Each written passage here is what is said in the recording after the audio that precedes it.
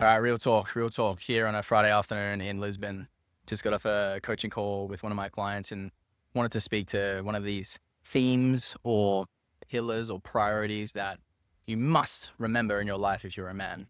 And it's really the pursuit of a higher purpose, the pursuit of the things that bring or that make you the most alive in your life, and how that is directly connected to the quality, the depth, and the intimacy that's in your relationship. So how you lead your women, especially. So I'm going to explain today in this video how you can start to find more aliveness in your life, but why it's so important that you pursue purpose and you don't put your relationship ahead of your purpose. Because I've been seeing this a lot, right? I've been seeing this a lot in a lot of guys that I coach, is sometimes this pattern of, you get your wife, you find your wife, you get your career, you start the business, and then all of a sudden you start to coast and you get complacent and you start to think that the relationship's going to keep growing and expanding, even though in your career and your work, you're starting to feel like, meh. You're at a 7 out of 10. You're not continuously seeking the next thing that lights your soul on fire. And now all of a sudden, that lack of aliveness is starting to trickle over into how you show up in your relationship. You're not showing up with the same vigor in your relationship because you're not accessing it through your purpose. As a man, sometimes it's easy to forget the significance of what you do on a day-to-day basis around your work. If it's not lighting your soul on fire, it's actually cutting you off from the depth that you really crave in your relationships, because your purpose is the thing. Your purpose is the juice. It's the spark. It's the flame. It's the initiator. It's your number one priority as a man. And the biggest mistake you can make is thinking that your relationship goes above that. A relationship with women goes above that, or your relationship with your wife or your children go above that. Because your wife and your children, or even your family, they're really relating with your energy. They're relating with your frequency. And your frequency is really defined by your self-image, your self-concept. It's defined by how you see yourself.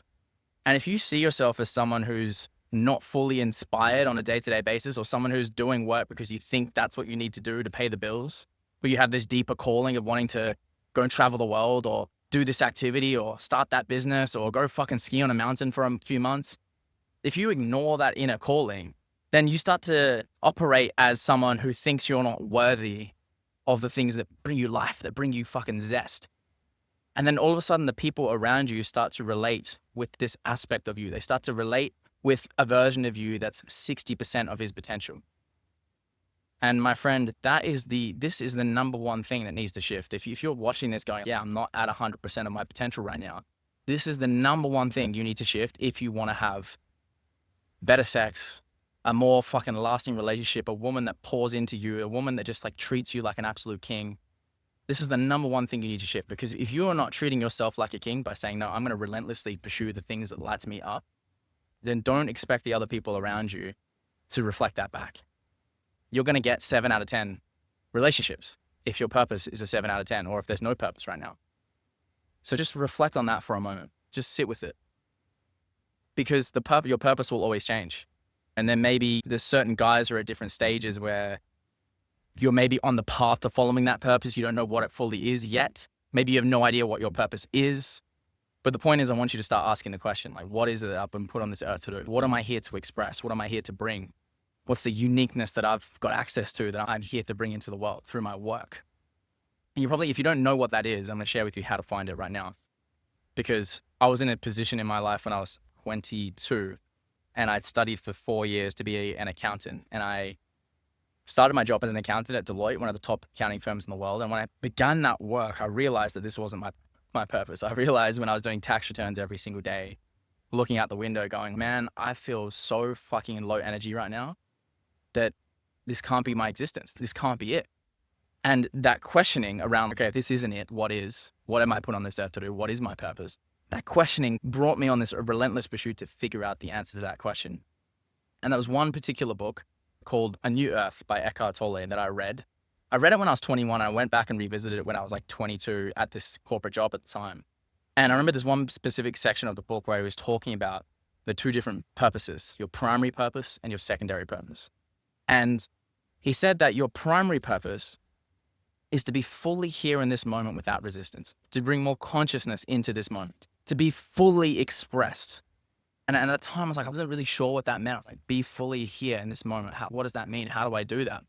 And what I soon realized was it was to look at all the ways that I was denying the present moment, where I was here, but I wanted to be there. And in my case, I was at this corporate job and I just wanted to like work online and travel the world. And I just hated what I was doing for work. And I was in so much resistance to it that I was blocking the flow of life. And what I took from Eckhart's principle of the primary purpose being to find peace and joy and lightness in this moment, to bring full acceptance into this moment, it required me to examine all the ways at my job where I was denying the moment.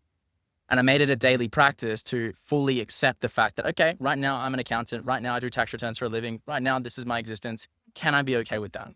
Can I go so deep into that and allow it? Doesn't mean I settle for it. I allow it so that I can discover a level of presence and joy and lightness without nothing needing to change externally. And it took me about 12 to 14 months to do that. I made that my daily practice. And I did things like meditation and spending time outside of my work to nurture this deeper level of acceptance. So that when I got to the point after 12 or 14 months, I was coming to my work actually feeling like, yeah, you know what? I feel okay. I actually like my job. I started to attract friends. I started to attract opportunities that allowed me not be so micromanaged. All of a sudden, I had some freedom in my day-to-day, and I could say to myself, hey, you know what? This could be my existence, and I would be happy. I would be fulfilled. I would be content. And that's when the secondary purpose gets unlocked. And this is what Eckhart Tolle speaks about. Secondary purpose, which is what do you do on an external level once you've mastered your primary purpose? Once you've mastered the ability to make peace with the present moment. We all share the same primary purpose, but the secondary purpose is different. Everyone has a unique expression of their secondary purpose that gets unlocked when you master the ability to make peace with now. And in my case, I got the clarity of, right now, I'm meant to travel.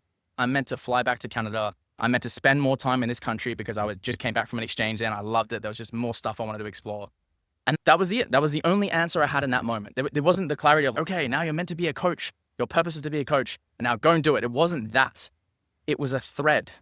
It was a spark. It was a pull that all I had to do was say yes to. And because I'd mastered the primary purpose, the courage to quit my job, to let go of this familiar comfort, to pursue this great unknown was there. The courage was born because I knew if I could master the present moment here in this current situation, I could master it anywhere. So that was the ability, that was the unlock. And then all of a sudden, the more I followed the thread of, okay, now I'm going to travel. Now I'm going to get a new job at a meditation studio that I found in Toronto. Then I met my first life coach. And then there's all these threads started to unravel just through me following this feeling of aliveness. So perhaps maybe you're in a situation right now where you have a sense there's something else you want to do. There's something else. Maybe you're in a job that you don't like, or maybe your business needs to shift and evolve. And you know what that is. You had this thread, which it just says, go and do that. Go do this thing. There's a calling that's trying to pull you. But maybe you haven't practiced the primary purpose enough and the courage isn't quite there to just go, fuck it, I'm going for that thing. Because I know I can't fail. So that means your practice right now is to do the primary purpose. Look at all the ways that you're resisting and denying life. And it can be very subtle. A little story that you're telling yourself that says, fucking, why the hell do I have to work with these people? I hate this activity, or blah, blah, blah, blah. And then your body contracts and then you're in resistance. And then you block the flow of life. Your purpose then is to notice that, to see that, to connect with the part of you that's watching all of that and watch your avatar. Develop this meta awareness, even when you're in your waking state, not just in a meditation, to practice operating from your future self before anything else it changes. And I've made a separate video about that. It's called reality morphing. I'll maybe see if I can get it linked up somewhere around here.